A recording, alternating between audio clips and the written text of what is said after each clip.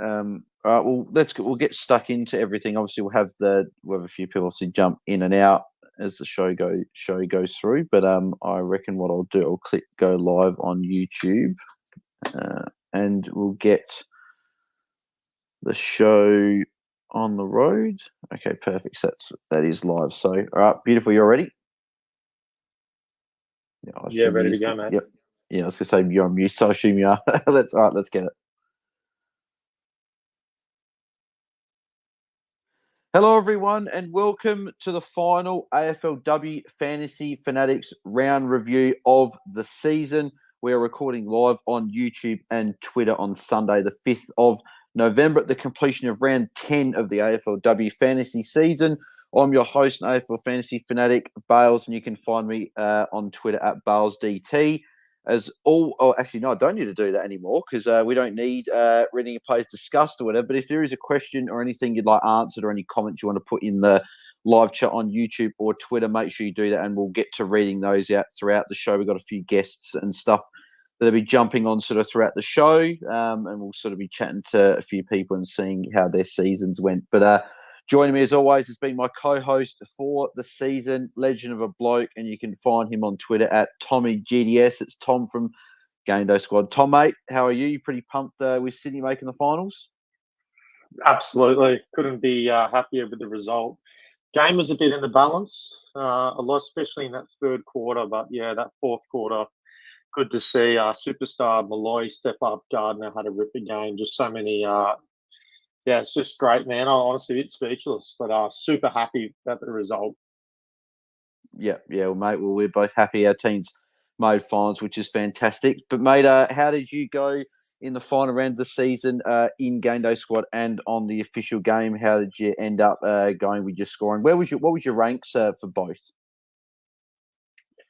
Yeah, let me get it up now. I'm trying to refresh, see if GameDay Squad has the last. Okay, it hasn't. So as of right now, I'm sitting ninth for the round. I do have 2 player scores to still be added. I had a gold Stanek card and had a bronze Gardner. So Yeah. will I hold the top 10? Maybe. It is very tight, literally from like 4th place down to 20th. It's all not much splitting. So I have a feeling maybe I'll pop out. And for the seasonal right now, I'm in 14th. I'm very tight with the 2 on top of me, but the top 10 dream is unfortunately over. I made some risky plays this week. I played a bit of the audacious lineup, as some would say. I had to really, play some different players, play some pods, because I needed to outscore 10th place by about 330 points, I think it was in the end. So I really had to do something drastic. And, unfortunately, couldn't get it done. But had a great year overall. Couldn't be happier. And, of course, next year, I'll be wanting to hunt that top 10 spot. But, yeah, mate, finishing 14th, it seems like I'll finish overall. Not a bad year. Not a bad year. Just a little bit unfortunate, Yeah. What about official, mate? So I know that you started, I think it was a round or so later or 2 rounds later than most people. So where did you end up finishing in terms of your rank? Yeah, so 9,881. And I think over the past 4 or 5 weeks, I've gone up or down thousands upon thousands of rank. I think I was sitting 21st, 21K at a point throughout the season. As you mentioned, I started late, so I had a couple nil scores to start off. Do you remember what round you started? I think it was 3 or 4, one of the 2. Not bad. I think there was over 30,000 people that entered the comp. So considering that you ended up finishing in the top sort of third after starting 2 rounds late, it's pretty good, mate. Yeah, well, next year, of course, I need to be on that from the jump. But I had a blast doing it. It was my first time doing the official format. As you know, I am with GameDay Squad. Yeah, so it says here, I'm just having a look. So I've got up here, it says that there was, I thought there was a few more than that. It says 26,651 teams. Maybe that's teams that have scored points for the season. Maybe they just don't count the teams that just entered with 0 points. But it's saying on my computer there's 26,651 teams that had at least a point in their side. And I think the last place was 668 points. So, mate, considering that you end up overtaking a fair few people and got to inside the top 10,000, it's pretty good. Yeah, I'll definitely take that, mate. Definitely will take it. But yeah, as I mentioned, had a blast, man. Honestly, the trading, that whole aspect of it, the trying to make money, trying to make a bit of cash. I really enjoyed that aspect of it, and I can't wait to, again, as I mentioned, have a proper season of that. I know we were doing the breakdowns every week. Next year, it's my year, Bales. Maybe it's time to get in that hat conversation. Yeah, mate, I would have loved a hat. But how about yourself, man? I've gone through my season. How did you go this year in GameDay Squad official and Prize Magic? So across the format, in GameDay Squad, I'm currently 21st overall. Not too far outside the top 20. So I'd imagine the fact that I had an Ella Heads gold, and Stanek gold, a Laura Gardner bronze, Emma O'Driscoll bronze. So I had a fair, and Kiara Bowers silver. I had a fair few in that last game. So I'd imagine that I would crack inside the top 20, which I'm pretty happy with, to finish in the top 20. You never know, I might, depending on how far I climb, I could finish top 20 for the round. But all in all, a solid season there. In official, ended up with a rank of 476, which I'm really, really happy with. I was 650th going into the round, and obviously a few things not going my way sort of in the back part of the year. I just thought, well, if I can just crack inside the top 500, I'd be pretty happy with that to finish off. And that's what ended up happening, which is fantastic. So ended up getting a 1663 for the final week. A few good performers there. My trades did work this week, which is great.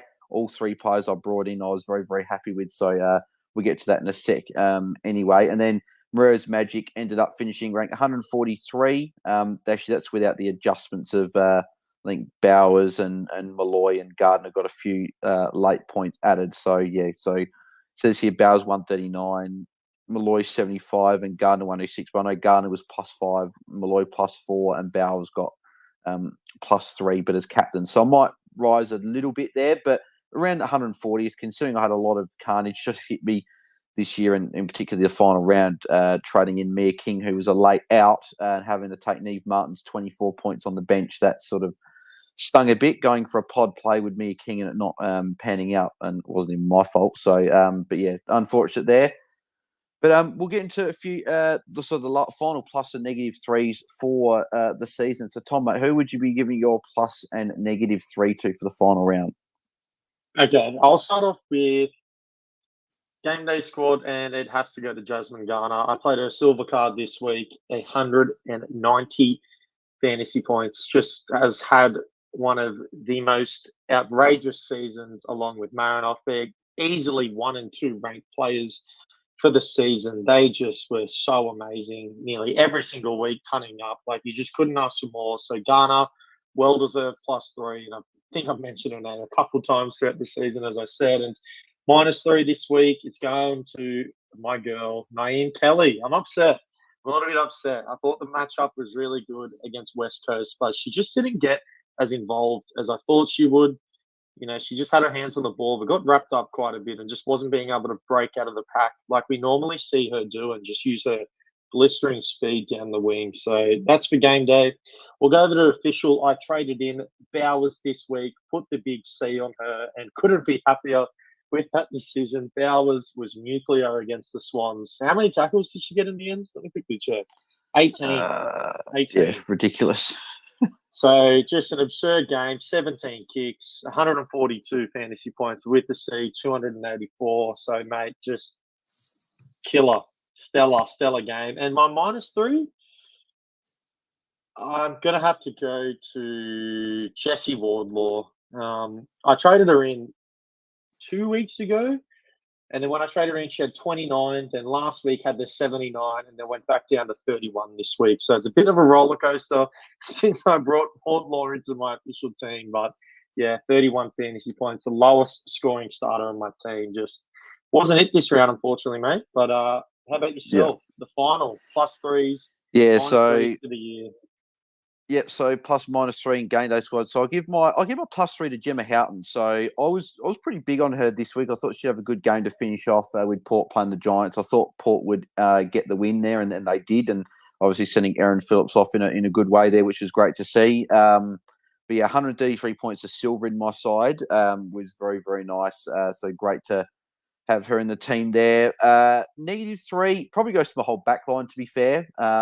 Having Belinda Smith silver for 62, Emerson silver for 62, Bresnan Silver for 51, and I think even Heads, Stanton O'Driscoll, none of them really put up any big scores. So my whole defence really sort of let me down. If I was going to give it to like one, maybe Emerson for back-to-back poor scores, but pretty much whole defence can get it there.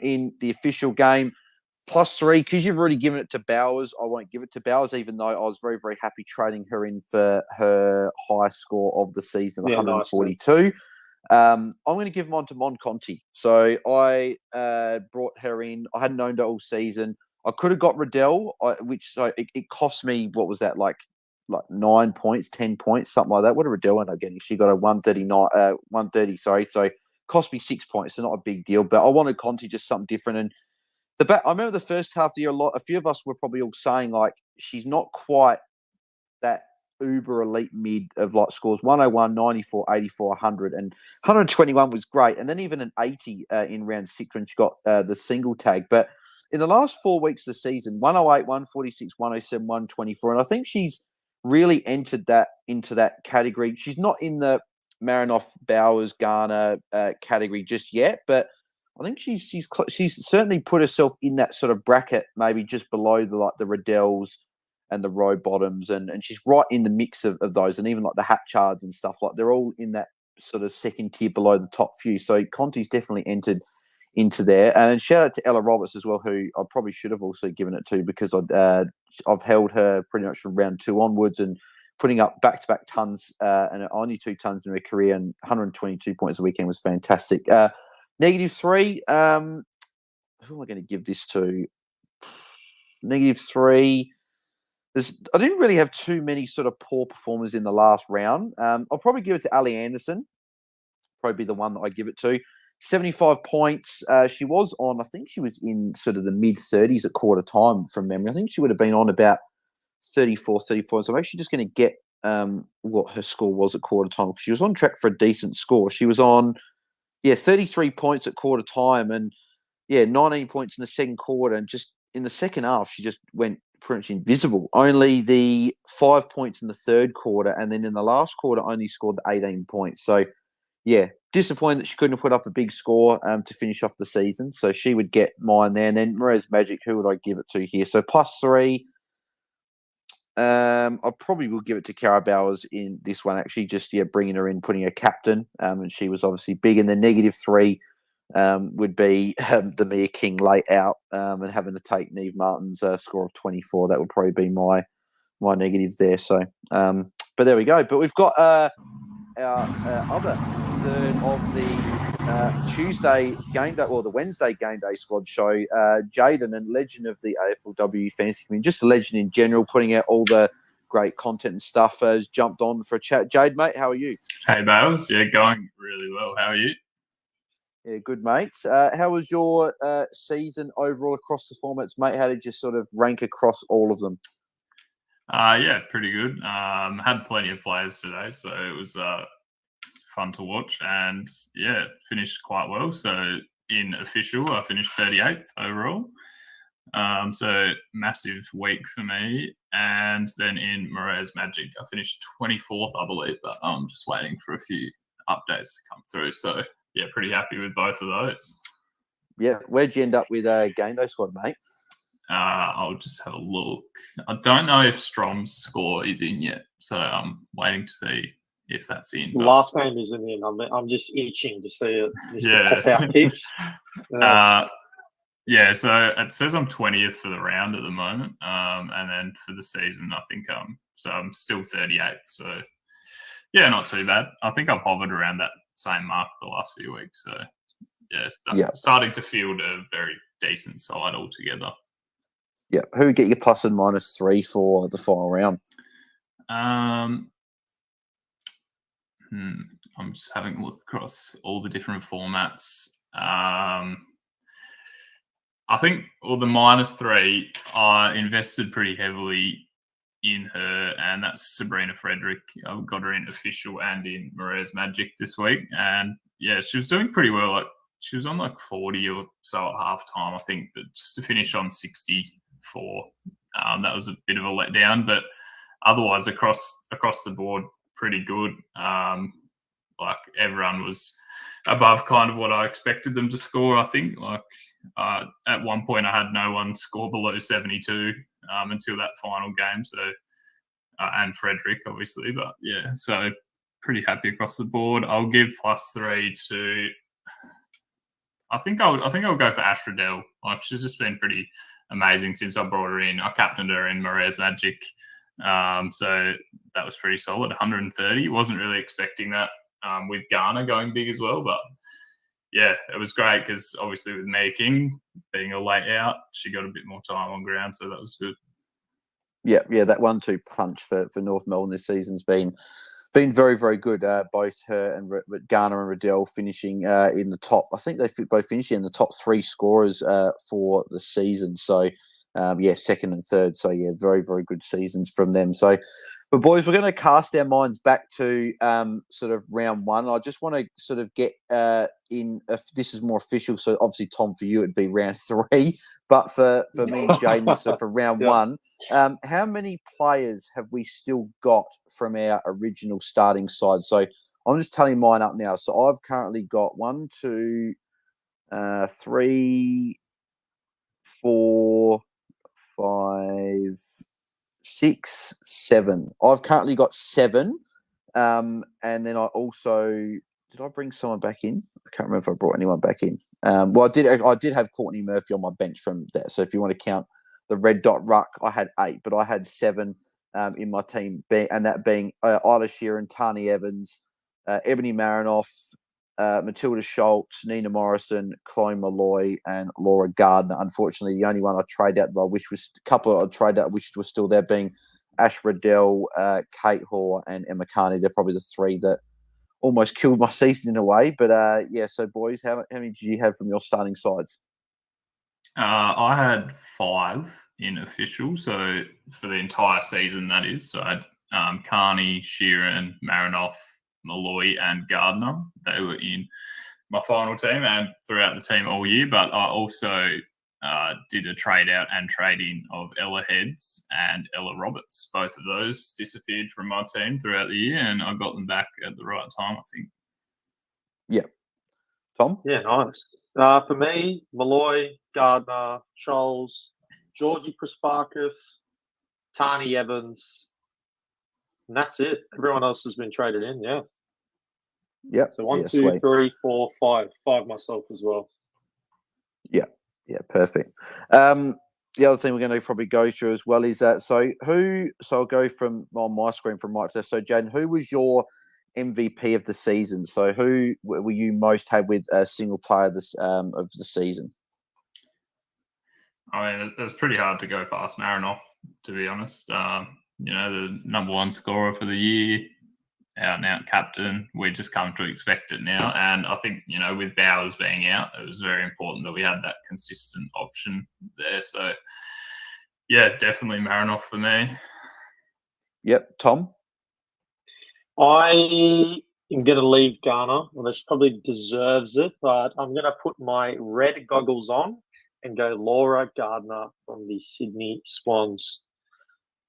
She, the number 1 forward this year, just how many games she have under 100? 1, 2 all season. She was just fantastic, a class above the 4th highest scorer. Just couldn't be happier with the season she had. She was just, honestly unreal.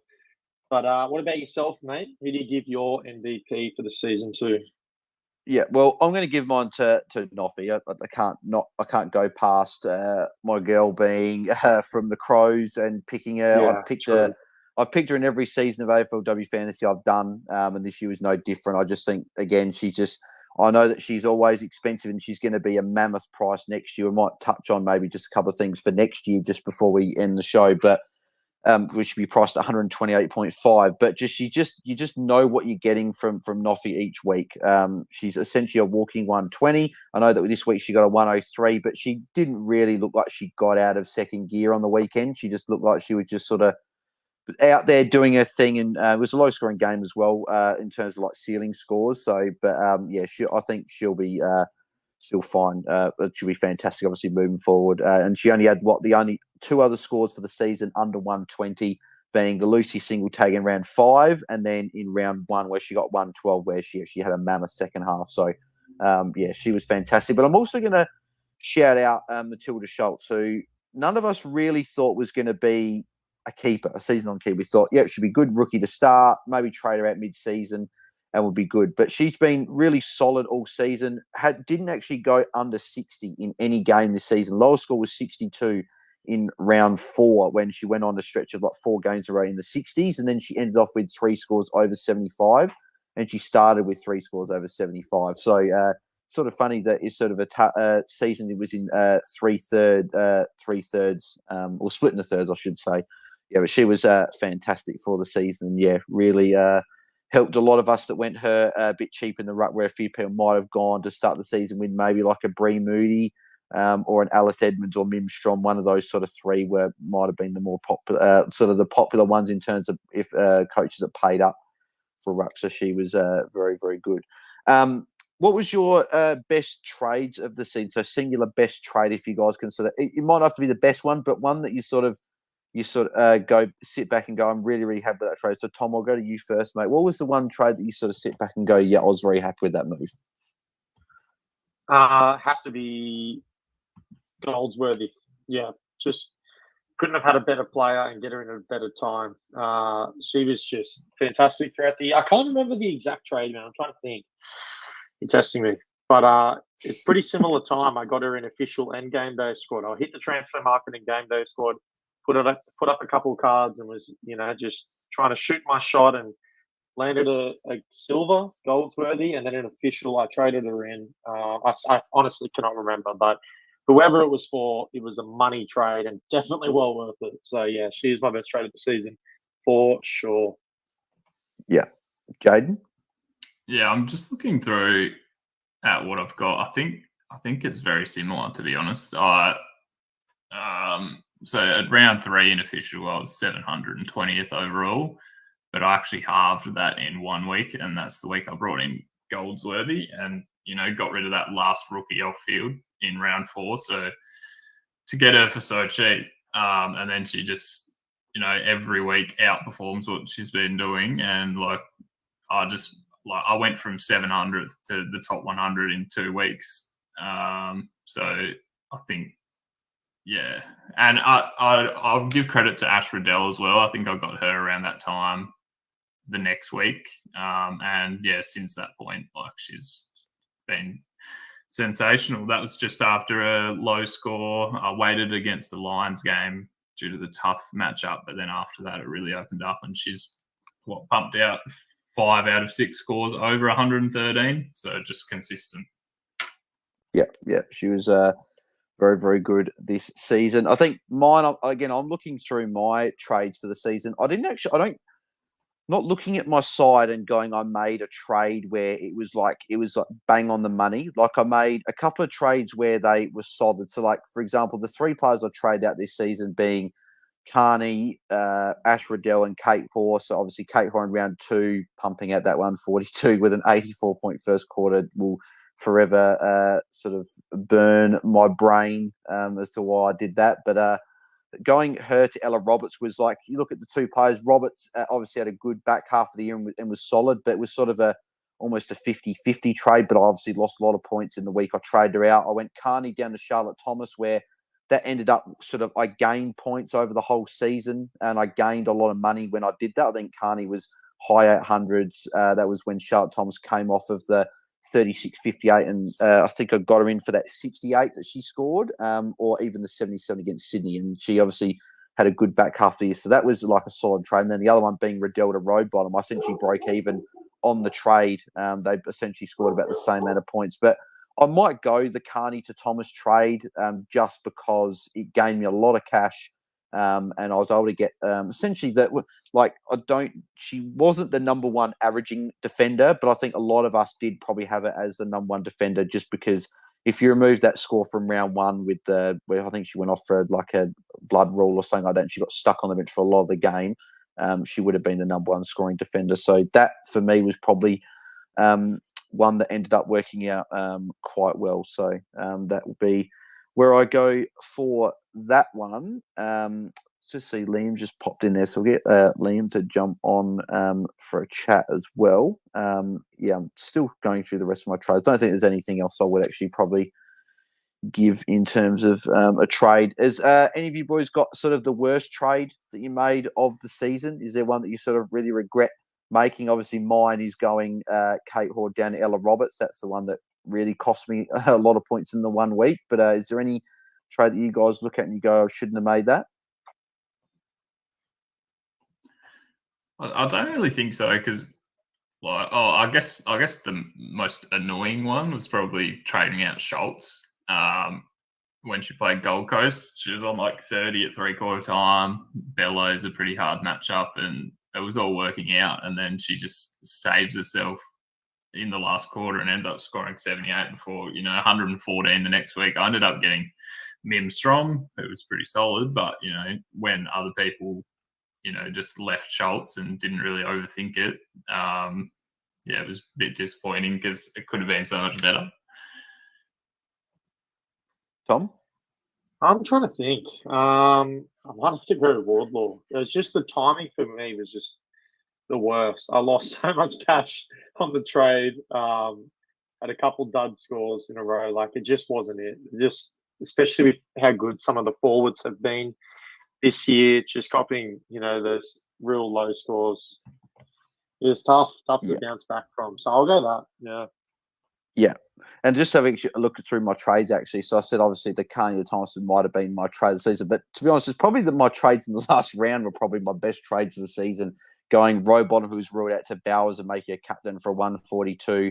Hatchard, who obviously got rested for Monconti, went 124. And then going Chelsea Randall. And I backed myself in with this one and brought in Jackie Parry, who actually got a 72. So I was pretty happy with that 72, which allowing me to get Bowers and Conti. So I think my trades in the last week were probably my best trades of the season, which resulted in sort of my me rising back inside top 500, which was fantastic. But we've got another guest on. It's been, again, one of the legends in the AFLW fantasy community this season, and since Free Kick has been around, you'll know him on Twitter at Liam AFLW Fantasy. Liam, mate, how are you?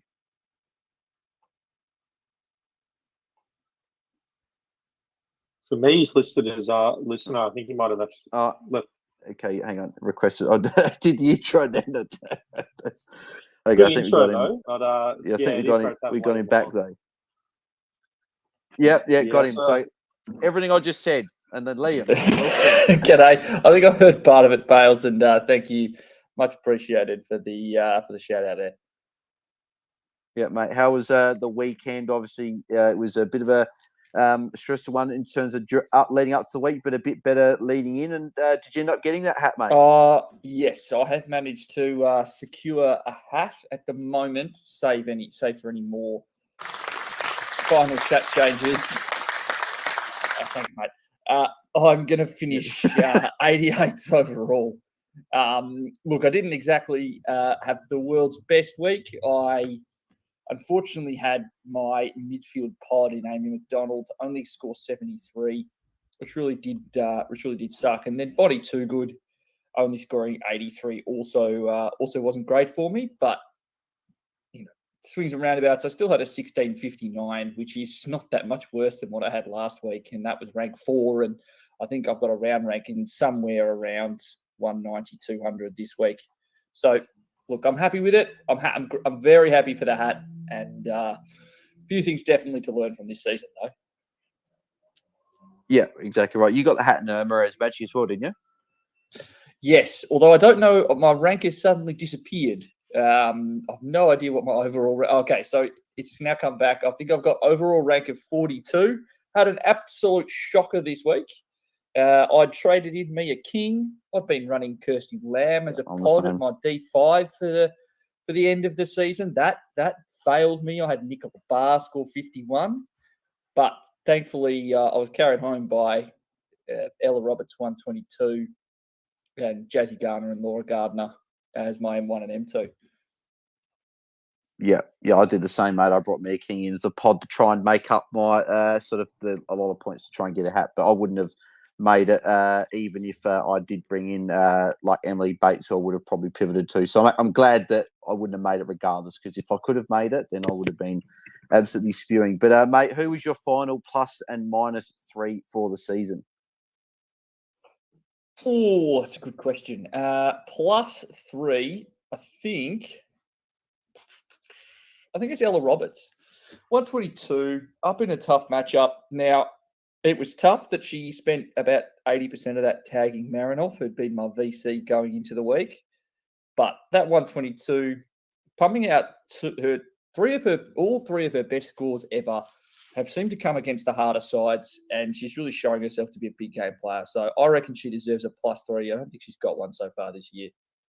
Yeah, we just before you go to your negative 3, with Roberts, this is probably a thing for next season, but after watching that game, surely West Coast look at that and saw how valuable she was in that game, being able to sort of roam around the ground and even higher up the ground than what she normally is. Is that something that you may expect to see West Coast do a bit more of next year as she enters her 3rd season and 2nd year of AFLW?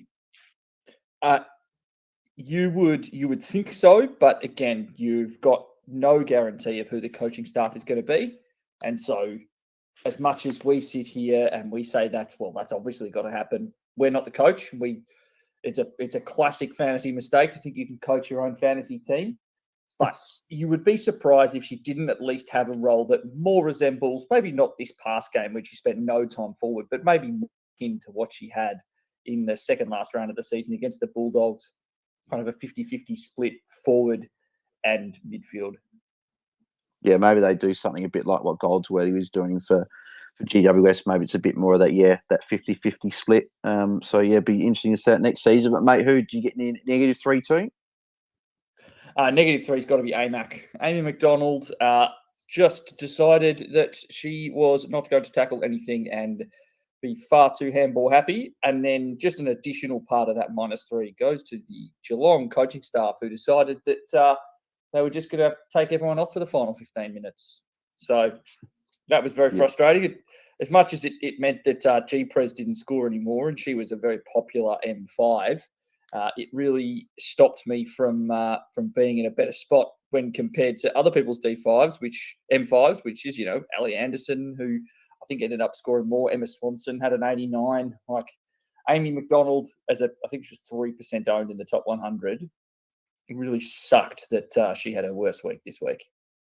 Yeah, it was unfortunate for her there. I'll go through a few of the other questions I asked the boys as well. So how many players from your starting side did you end up having at the end of the season?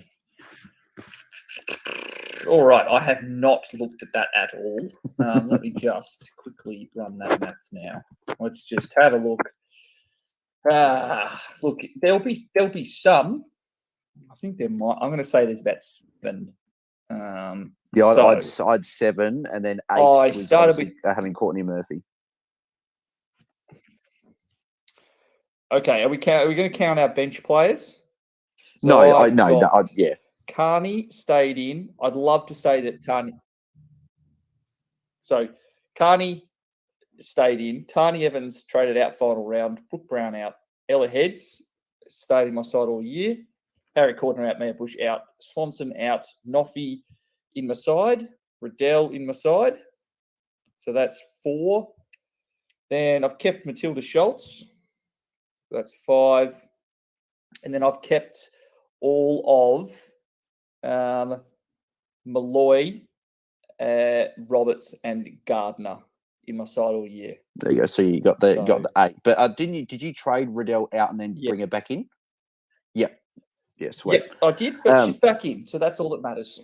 Yeah, yeah, mate. I wish I was able to bring her back in. I could have, but decided to get Mon Conti instead, who I hadn't owned all season. I was pretty happy with that one. I know for a fact your answer for this next question, but I'll sort of leave the floor to you, mate, because you were the one that was pumping up all season. Who would be your MVP for the season? It's got to be Laura G. It's coming in at a player price at 600. Average is 115 for the year. That's about as good as you can hope for. Like, she stayed in my side all year. She's been a captain option at times. It's about as much as you can ask for a player coming in priced at, I think, 45. So I was hot on her to begin with. This broke my expectations. I thought she could maybe average 100. Turns out she's, an order of magnitude better than that. Yeah, fourth highest scoring player of the season, one of only 6 players that averaged over 110. As Tom said before, only 2 scores below 100 all season. And I know that in the preseason, you guys are chatting about it's similar to like an Abby Mackay from last year. And I know obviously Jono was big on her last year. And this year we're probably thinking, well, maybe Gardner can go, maybe not as good as Abby Mackay. Maybe she goes a little bit less, but she ended up blowing that out the water. So, yeah, definitely one of the best picks of the season. What was your worst and your best and worst trade of the year? Doesn't have to be probably the exact one, but what's probably one good trade and one bad trade that sort of sticks in your head? Oh, so good trade was 1 week of Megan Kaufman realising she was crap and then making the call to trade to Zali Goldsworthy in round 5. So that perfect. That was really one I nailed, and I was very happy with that. I'd been talking about bringing Zali in for 2 weeks to other people and suggesting her as an option, and she'd scored like a 90 and an 80 or something. So I was like, all right, stuff this. Kaufman's role looks crap. She spent a quarter sitting at full forward, basically, in a game where they were very close. And I was just like, the vibes are off with Fremantle. Something's not right there. Got to get her out.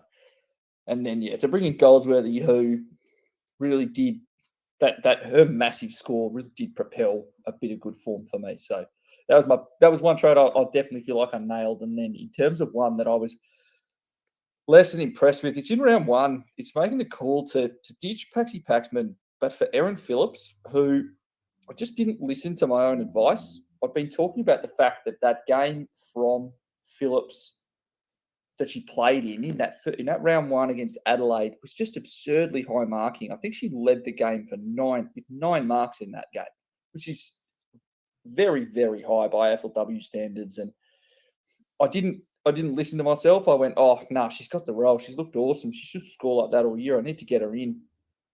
That it turned out to be a grave error, and she really didn't produce for me in my side for the rest of the year.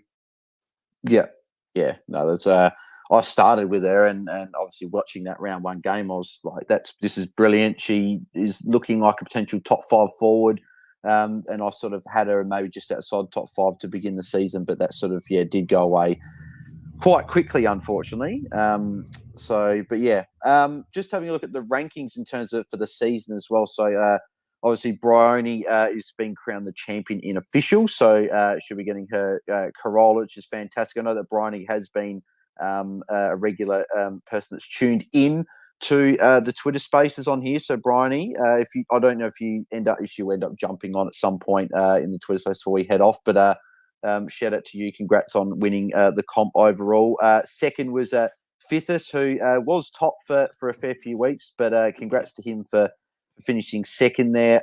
Jacob was in third with what's his name then? It says the Skinner something. Now it's not. Hang on, now it's not popping up again. Now it's just disappeared on me. Oh no, just called the Skinners. So congrats to Jacob there finishing third. Mecca, so Brett's team was in fourth. And then a good friend of our Discord chat was the Duke finishing in fifth. So that was fantastic for him. I know that he was top, I think, to begin the day. So it would have been good to have seen our mate the Duke finishing top. But no, shout out to him. He finished fifth. And also JD from FTTV, obviously jumped on Friday. Great bloke there, finishing sixth. So congrats to JD there, having a massive week of 17:32, which actually that had him, I think, would have been near the top. That was 10th for the round. So yeah, huge week for him there. And then rounding out the top 10 was Ethan with his team. It says Oliver's. What's his team name? How's it going? So Oliver's Winery. So him finishing in seventh there. Eighth was Jacob's team, which was it says Ghana, and I'm just going to get up the team name. Was Ghana win a car? Ninth was Sam's team, which was Annie Lee and again, I don't know why my computer's going so slow at the moment. Annie Lee, Colt member number 2. And then 10th was Luke's team, which was the loads. Okay, good. The accumulators. So shout out to all those top 10 teams there for having fantastic seasons. And yeah, so I guess because I don't know, I think we want Mel and Will to jump on at some point. Don't know if they are. No, they've got other commitments going. So if they don't, it will sort of be us four. But lads, we'll probably turn our attention slightly towards next year. I know that we're probably going to take a break. Well, myself, I know for a fact I'll be doing live Twitter Spaces Friday and Sunday every week since I think it would have been mid-March right through. So it's good. I'm ready for a little bit of a break now, and then BBL will be starting about a month. But has anyone looked forward to next season in terms of maybe a couple of sort of options or that might be discounted or maybe didn't play this season that we're looking at for next year? Maybe different positions. Is anyone looking at someone for next year? I'll start with Liam being on the far right. We'll come across to then go Jay and then Tom. So Liam, anyone you've looked at for next season? I'd just like to say, Bales, that I'm not on the far right.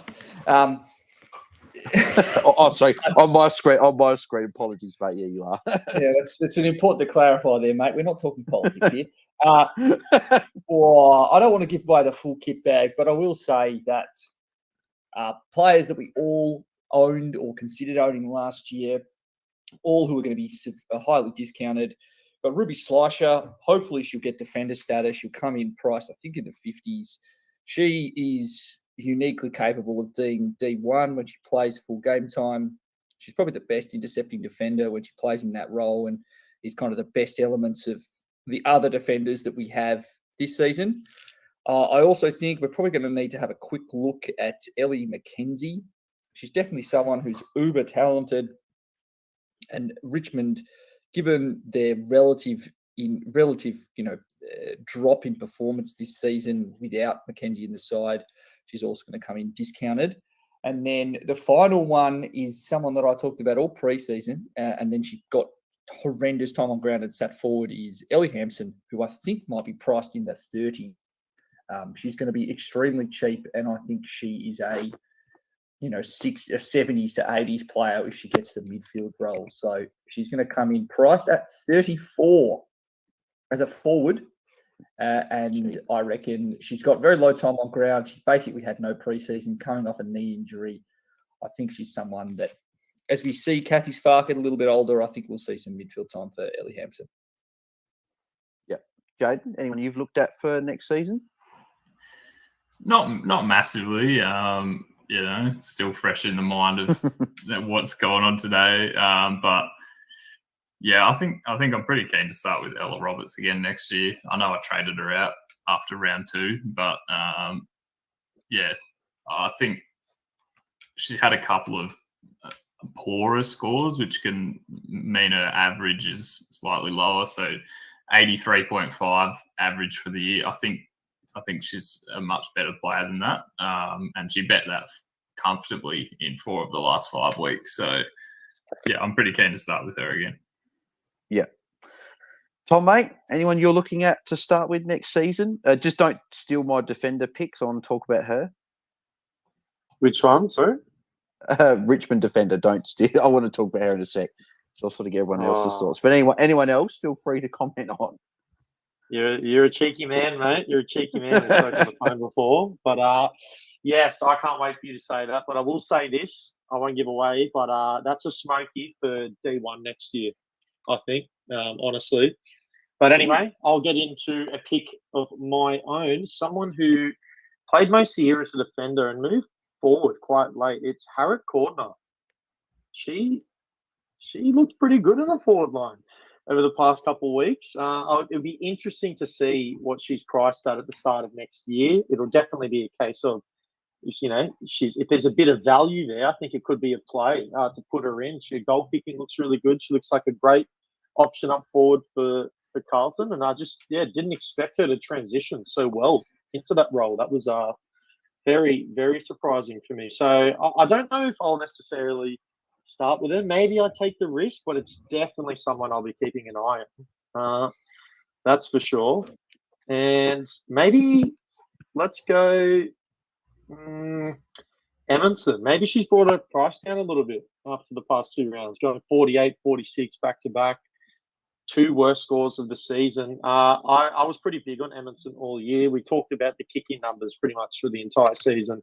She nearly takes all of the kicking responsibilities for Geelong. Geelong play a really fast style of footy. They surge the ball forward, and you can guarantee there's going to be a lot of rebounding off that at times with intercept marks, which will lead to other teams scoring goals and points, and her taking the kick-ins hopefully. So yeah, they're 2 players that I'll be keeping an eye on. But mate, why don't you get into your pick, because that's probably the big one of today at least.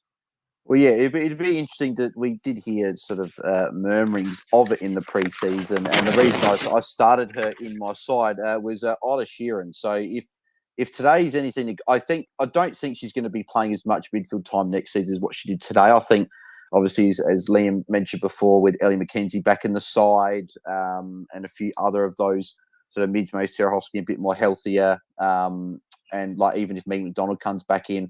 But if Isla Sheeran's playing midfield and getting, even if it's a 50-50 split, which she looked very, very good today, she could be one that I'll be definitely putting into my side next season. I think Marinoff will be one that I think I'll probably just pick regardless. She'll be expensive, but you just know what you're getting. She's only 25, so we just know what she's going to do every week. The other one probably is going to be huge. Spoken about in pre-season, be Kara Bowers, obviously being a bit cheaper, because the fact she's got 142 today, she now averaged 111.8, and ended up being the 5th highest scoring player for the season, obviously missing a few games in there as well. But in terms of average, she was the 6th highest averaging player. So, considering she had a down year, is pretty good with the games that she played. So she'll be one spoken about. And yeah, like Ella Roberts, even a Goldsworthy potentially, a few of those players as well that being obviously younger, more opportunity, will probably take another step forward as well. Maybe like a Chelsea Randall, someone like that. Obviously, she's a little bit older, but if she does get maybe, I don't know if she'd get defender status after playing a bit more in defence first half of the year. I don't actually know what position she'll be next year, because she sort of plays everywhere, but she could be someone that's a bit cheaper as well that we do consider. Is there anyone else that anyone wanted to quickly touch on just while we're talking about a few players for next season at all? Yeah, Hannah Ewings is someone that you got to watch out for. If she looks fitter, she has legit game-breaking potential, and really did look like the best player at Port Adelaide at the back end of last year. Didn't look like she came in with a great role this year, and didn't look like she was in the best shape as well, just to run out games in the midfield. And I reckon that partly showed in the fact that she did get dropped for a couple of games. So she does come in, shows herself to be, back to season 1 form. I think she's got 70, 80 plus potential, and she's going to be very cheap. Yeah. Anyone else? Anyone want to jump in and comment on? I take by the silence. I think we wrapped it up. Wrapped it up pretty well. You know what? I will say one thing. I know we had a discussion about it. Was it last live or last show, Bales? But Gardner entering into the midfield, and how I know you were very like-minded with myself, but I have no issues with that, and she'll be starting in my teams next year. Hopefully, I can get her in all formats. We spoke about her average. I think she's still the 3rd or 4th highest averaging player, irrespective of position. So if anyone, for whatever reason, is a little bit phased by that, I would be starting her with a lot of confidence. Yeah. Well, as sort of at the front of the kid in the preseason, Liam, how do you reckon you'll look at that maybe in next season, with Gardner being will be just a pure midfielder in fantasy, but obviously being priced at, it'll be around about 115.6. So any consideration with her next year? It really is going to depend on what the salary cap is like, and also just what we hear about Kiara Bowers, because I think that expensive a player we've seen this year, that's got to be that's an expensive M2, right? You've got to be taking some shortcuts elsewhere. You'd want to there's some rucks that we can pick who are based on price to kind of make up for that. So I think it's a watch for me. I think she's just got an awesome fantasy game. I think she's, every bit as good as Ash Riddell. They play a very, very similar style of footy, and I think even better. Like, it's her first season of full-time midfield, and I can't imagine she's going to get any worse. It's just going to be where it fits into price structure. Like, we're going to have the ability to pick an underpriced Kiara Bowers versus previous seasons, and we're probably going to want to anchor one of our lines with Marinoff potentially. So, I'm already thinking about team structure, and we're 10 months away, or 9.5 months away. But I think that's going to be what determines whether or not Gardner's in my team. Yeah. I think it's going to be interesting to see if she starts in a lot of people's teams. Actually, probably the one I probably didn't touch on as well when we were talking about players starting for next season. I think one player that's probably going to be locked into my side is going to be Anne Hatchard. So there's a slight chance. I don't know exactly what the numbers were in terms of how much % of the game she started as a forward, but it would sort of be near enough to potential where she could be a forward. I don't know if she will be. I think she'll still be a mid, but even still, she'll be priced 103, and she was averaging comfortably over 110 until the last 3 games where she got a 106 against the Bulldogs, where she rested the whole final quarter with an injury, with an ankle injury, and obviously the game was in hand. She then was off for a HIA in round 8 against Brisbane, where she only got a 62, and then she got a 99 against North Melbourne, playing 100% of the game, but obviously had a mammoth amount of handballs, which in the season she hadn't gone really as many handballs what she did in the final game, being 24. So, and then she obviously rested the final game. So being priced at 103, I think she showed that she's around that 110 or more sort of type player. So, for me, she would be another one that I'll probably, knowing me, Crows fan, I'll probably start both Marinoff and Hatchard as my 2 midfielders in there as well. So I know JD's just tuned in. So, mate, if you want to jump on for a quick chat, I'll send you a request, mate. Talk about your year. Obviously, having a fantastic year, finishing inside the top 10 there, mate. So is there anything else anyone wanted to sort of touch on? We'll probably wrap up soon-ish if JD doesn't end up jumping on, or if he just did. So, but yeah, does anyone want to sort of quickly say anything before we go over to JD at all? I'm about to head off, Bales, but I just quickly wanted to talk about the official format and how we knew nothing about it to start off the year. So I'm pretty excited to see how we tackle next preseason. I guess knowing a bit more about the platform and what kind of price changes occur, and obviously I think the biggest thing that caught people out was just the fact that the games were longer this year. So there was more points to go around. So, last year we're looking at Marinoff averaging 120 and thinking, that's the absolute maximum anyone can go. And she's just gone up to 128. So I think there's, plenty to consider next year with how we might set up our teams to start with. I was pretty happy with mine, but I'm sure plenty of people weren't so aware of, what might happen. So I'm pretty intrigued to see how we go about setting up in the preseason as an entire team, I guess. Like, we've talked about individual players, but I know a lot of people say, I want to spend less money in defence, but, every season is different. But I'm interested to see, the kind of chat that we have at the start of next year. Yeah, it's going to be very, very interesting. And the fact that, a lot of people have got another season of sort of data and playing the game. So it'll be interesting to see what happens with all of that as well. But Jade, mate, I appreciate and actually, before we go, actually, just on that point, I was going to say, what's going to be really interesting as well is we're going to have those severe price changes again, but we're actually going to have a full draft class of underpriced players. And that's what we didn't have this year. We had the rookie price players who really performed were all over ages. So it was Cordner, Jean-Ann, Tiana Smith, and Maz Anthony. But coming in next year, we're going to have a whole draft class with some genuine superstars kind of living throughout. Lauren Young will almost certainly be a forward that you'll need to look at putting in your side. It's a bunch of midfielders who could head up at Hawthorn and also at Port Adelaide. So it's going to be fascinating to see how we navigate those hyper quick price rises with rookies that can also probably put up some really interesting numbers, and more of them too. Yeah, I was actually just thinking that just as well, like would have been during the week. Yeah, we'll have that rookie class next year, which would be great, and having a few cheaper players there. But I know a couple of you've got to head off now. I know that Tom, mate, I know you've got to head off. You've got a flight to catch, mate. But mate, Yes, appreciate mate, you jumping on for all the Twitter spaces, mate, throughout this season. Thanks for jumping on. Where can people find you, and where can they still sign up to GameDay Squad? Because there's good things coming in the near future. Yeah, absolutely, mate. So for me, at Tommy GDS on Twitter. A little bit sad that it's all over. I did run a show this year with my man Jaden, and of course yourself, Bales, on GameDay Squad's YouTube channel.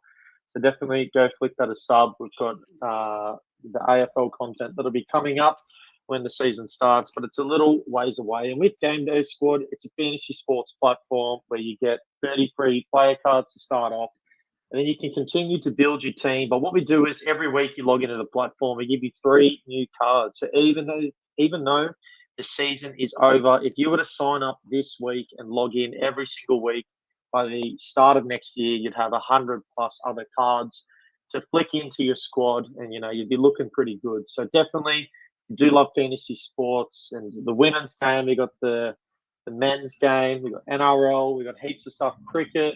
We can continue to build. We're super excited about the product that we're delivering and what we can bring to the fantasy space over the next year or two. So yeah, sign up. It's free to join, and hopefully I'll see some of you there. But mate, it's been a killer year.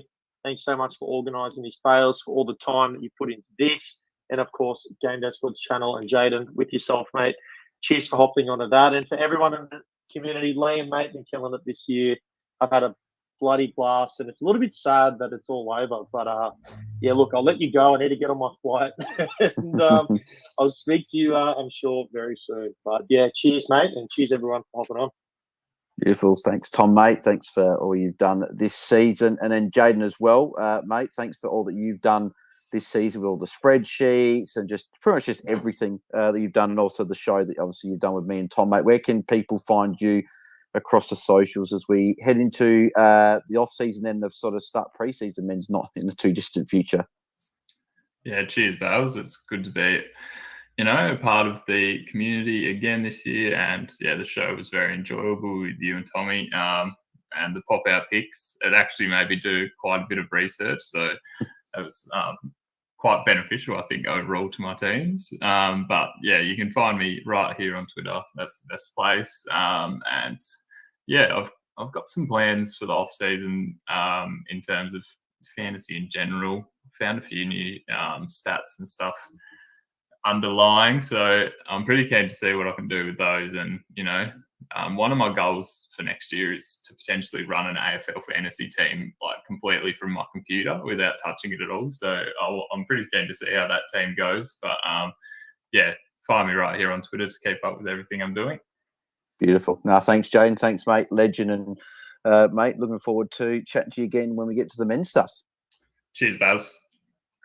Beautiful. Well, we're going to speak to JD as well. Liam, did you need to head off now, or are you still fine to stick around for another little bit? I'm fine to stick around for another little bit. Okay, perfect. Well, we'll speak to a man that did very, very well this season. He completed the hat trick of hats. Is JD, who finished 6th overall in official. JD, mate, how are you going? You pretty good, thanks, Bales. Yourself? Yeah, not bad, mate. Not as good as you though, mate. Massive season with first season AFLW Fantasy, mate. Do you want to take the people through how you went? Yeah, well, you already summed it up. Finished 6th. This AFL Fantasy stuff, not too bad. Don't half mind it 3 seasons in. Yeah, mate. I saw as well. You had a massive final week that really pushed you, sort of consolidated right inside the top 10 and nearly top 5.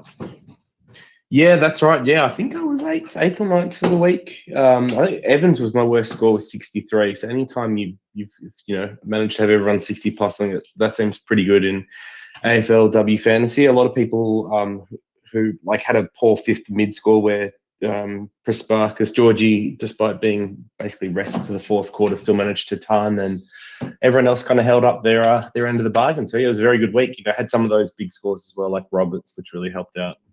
Yeah. Who was your plus and -3 for the final week? Well, -3, I can't really give one. I think everyone played their role. +3 has to either be Garner as the captain, Bowers as the trade-in, Roberts that 122, or Sheeran. Like there was so many I could point to this week that did really well. Yeah, mate. No, it's great week to finish off an amazing season. How many did you actually finish? Sort of started with, and how many actually ended up in your final side? I haven't gone through and counted. So I think I started Sheeran, Kearney, and Evans and held them all the way through. Started Marinoff and Georgie Prasparkas and held them all the way through. And then I'm guessing it would just be Gardner and Malloy from the forward line that I held all the way through. Yeah, so around the 7. I think that's what, a lot of it. I think a lot of us were around anywhere from probably 5 or 6 to maybe 8, 9. Maybe some people might have had 10 if they nailed a lot of those picks. Is there a trade in the season that sticks out to you that you're very, very happy with, and then also maybe a trade that you weren't as happy with? Yeah, so there are a few trades that stand out. So I picked up Charlotte Thomas after round 3. So she started off really slowly with like a 36, 58, 68. And then I'd say from that point on, she'd have to have been D1 for the year. So I got her really cheap, which was awesome. I picked up Ella Roberts after the 47 in round 8. So I just had her for the 102 and 122 last 2 weeks. That was pretty good.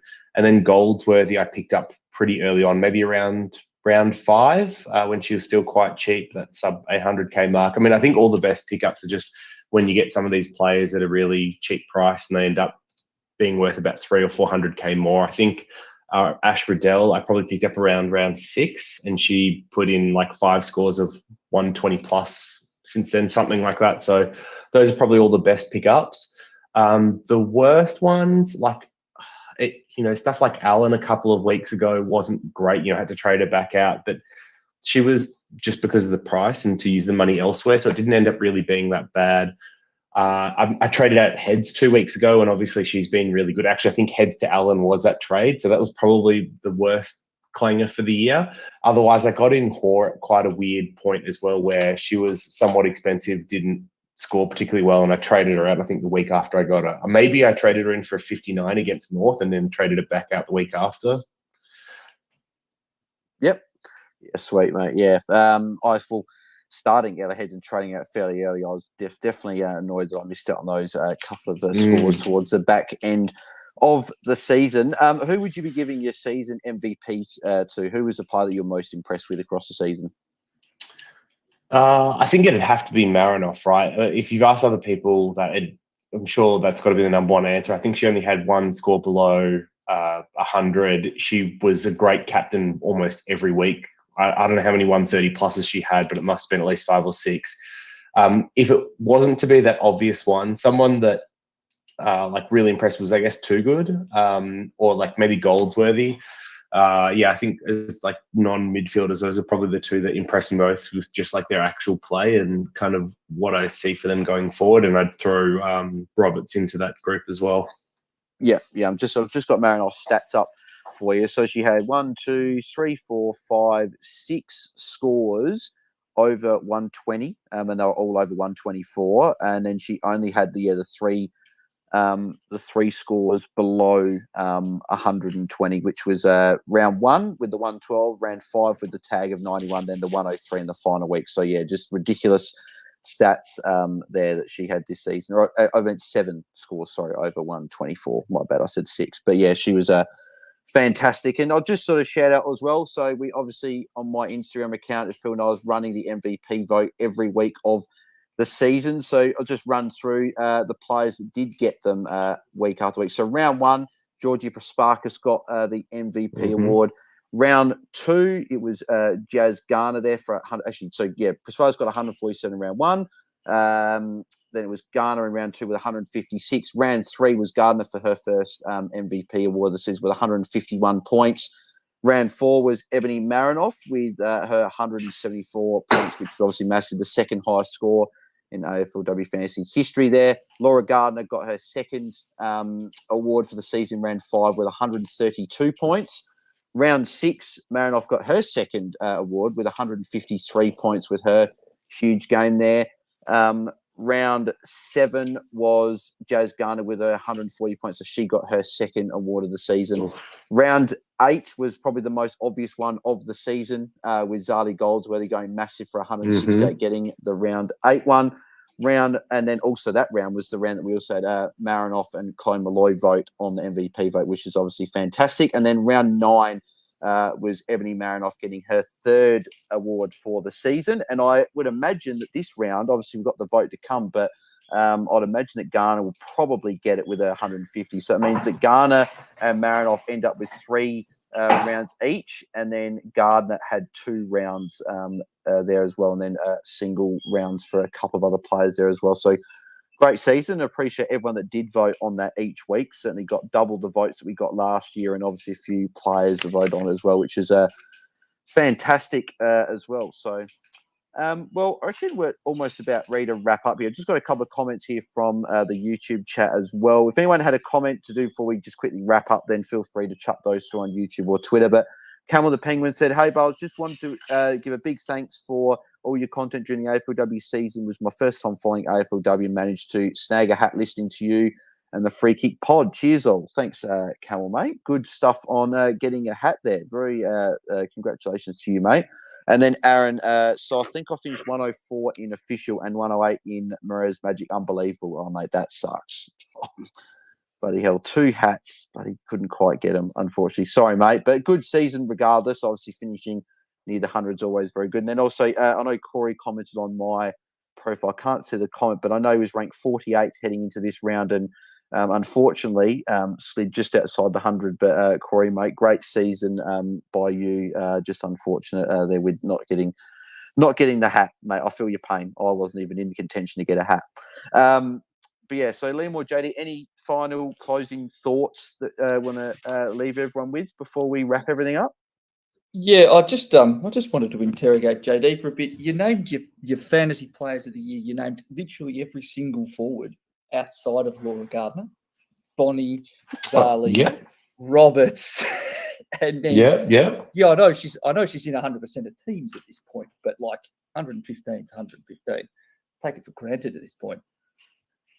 Yeah, I mean, yeah, definitely. Well, it was more like who was most impressed with, I think, was the question. And so I've been listening to, I think yourself, Liam. Gardner was talked up very heavily in the preseason. I had very high expectations of what she was coming in, and she lived up to those, but didn't exceed them. You know, 115 is basically what I thought she'd get after listening to you. Well, I maybe talked her up a little bit too much there. Gee whiz. I thought it might be closer to 100, but yes, I get what you mean. She did come in with high expectations. I would also argue the most surprising player, I'd fully agree with Bonnie. To some people, actually, in my friendship circle, they asked, is Bonnie a good pick? And I was like, I'm not sure she is. She just came off her best season ever, and I don't know where her ceiling is. As it turns out, I reckon she might be the most well-rounded player in the comp. Does everything. Yeah, I think she's the best overhead mark around the ground that isn't a ruck. I mean, even if you include ruck, she might still be there. Like, she's an amazing lead-up target. They're really impressed as the year went on, and I think her ceiling's probably capped to have a good Essendon is. As long as she gets fed the ball, she could be number 1 forward scorer in future years, easy. So, I think she'll be better if the Bombers have someone leading behind her. Losing Daria Bannister, she did not score as well when Daz wasn't playing because she had no one to kick it to behind her, or had fewer people to kick it to behind her when that happened. She did go 126 on Carlton, right? That is Carlton. They were. It was a top score for the year, though. So that is a fair point. That is a fair point. I just, in terms of watching the Bombers, I think we structured worse without Daria in the team. And I think Bonnie quite often suffered from looking up and going, well, I can't kick it to myself. I'm the best target here. I need to get down the other end of the ground quickly. I think she's still got a little bit of ceiling left in her if the Bombers can find someone else. Yeah. I mean, the Suns game was a good example of where the upside capped as well, because she had to go into the middle to start finding the ball herself because Essendon just couldn't win it out of the centre. So, and despite that, still managed to 83. So, there's definitely more juice in her, but I think it's, maybe a little bit team dependent. She's amazing as is Bonnie. It's hard to imagine that she actually has more upside as an individual, but it's more based on where the team can go from here.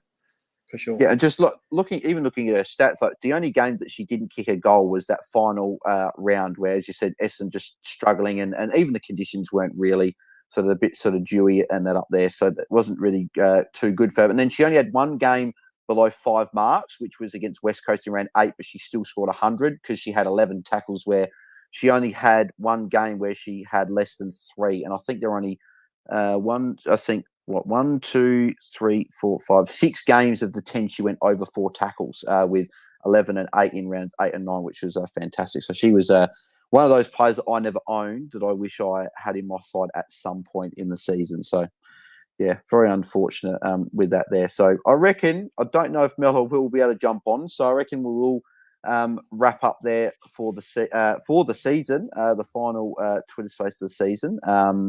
JD, mate, congrats again once again on a fantastic season by yourself. Where can the people find you across the socials and FTTV as we sort of head into the off-season, then men's pre-season in a few months?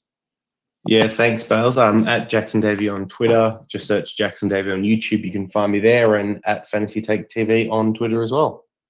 Beautiful. Thanks, JD, mate. And thanks. Where can also the people find the Discord chat as well? Because that was obviously pumping throughout the season and a good chat going through there. Where can people sort of get into that?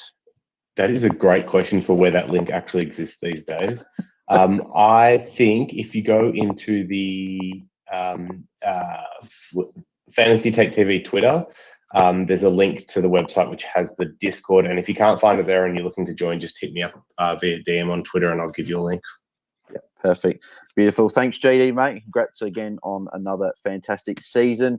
Liam, mate, thank you, obviously, as always, for the amazing content. And sort of just on behalf of myself to thank, obviously, you, Mel, and Will for the great content that you guys have done all season with the pod and all the stuff on Instagram. And I know Will with the photos, all the players and stuff, and all the insight that you guys have given. So thank you very much on behalf of the, obviously, community as well. Thank you for doing all that. Where can people find you across the socials, and where can people find the Free Kick pod as you guys have got, I think, probably the final episode of the season?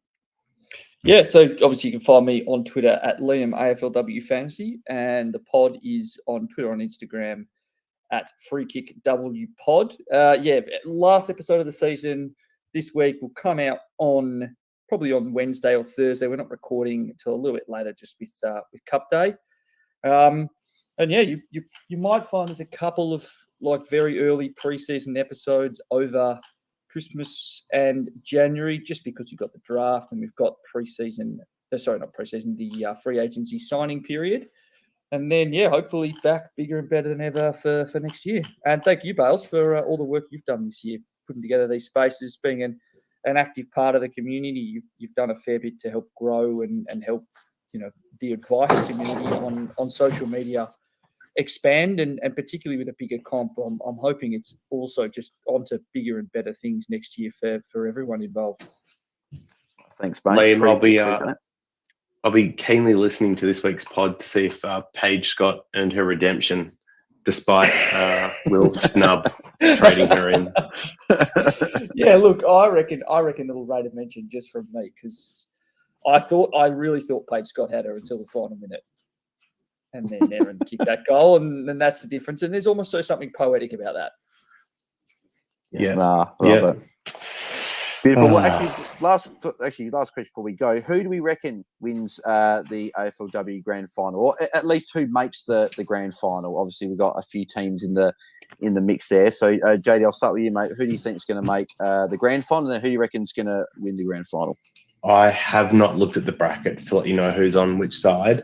I don't see any reason why it wouldn't be Brisbane against Melbourne, though, with probably Brisbane winning again. Brisbane winning like they did against Melbourne on the weekend. But, I thought North has looked the most impressive team throughout the year when they've been up and about, but it just seems like the others may have their number.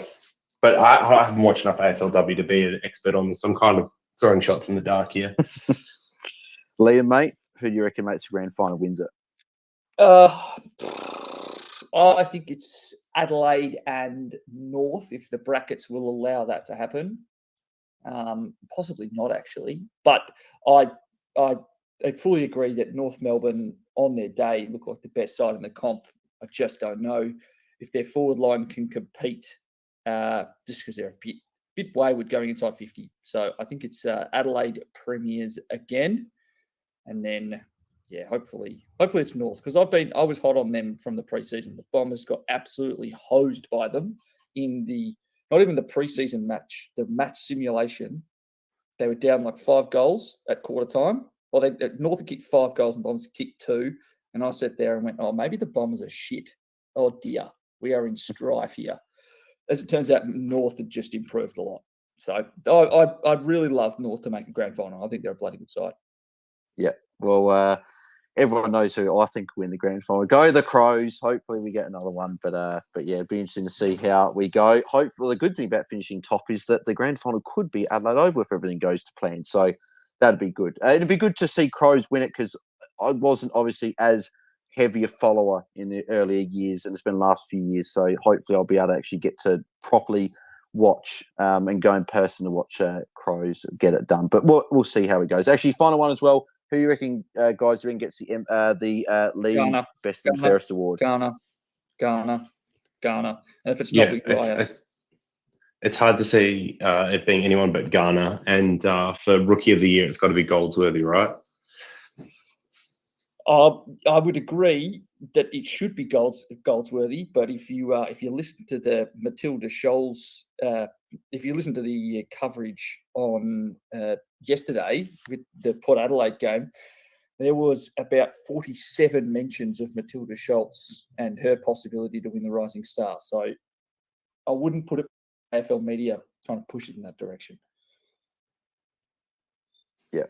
I mean, she'd definitely be a podium place. I don't think she'd be an undeserving winner, but yeah, for me, it's got to be Goldsworthy. It's Goldsworthy, Roberts, and then Schultz. Yeah, I literally the exact 3, Liam, is probably how I'd have it as well. And then, well, for me with the league MVP, obviously, I think Ghana has been the best player this season, but as a Crows fan, I would love Marinoff to get it, because Marinoff hasn't got one, has she? She hasn't got one.